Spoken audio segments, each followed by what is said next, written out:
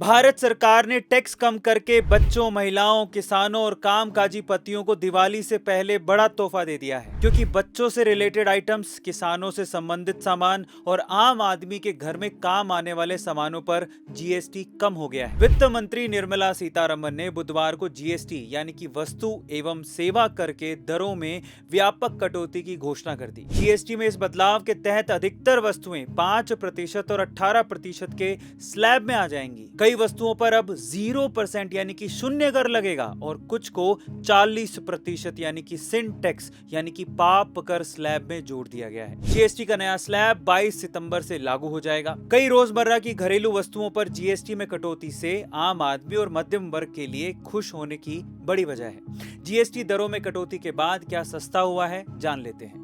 दूध, पनीर, छेना, इस पर 5% से कर घटाकर 0% कर दिया गया है। 33 जीवन रक्षक दवाओं पे जीएसटी 12% से घटा के 0% कर दिया गया है। पर्सनल हेल्थ इंश्योरेंस और जीवन बीमा, जिसको हम लोग LIC भी कहते हैं, उस पे जीएसटी 12% से घटा के 0% कर दिया गया है। खाखरा, चपाती या रोटी, ब्रेड, इनको भी 5% से जीएसटी घटा के 0% कर दिया गया है। बच्चों के रबड़, map, chart, globe, pencil, sharpener, exercise book, notebook 5% से इनका कर भी घटा के 0% कर दिया गया है।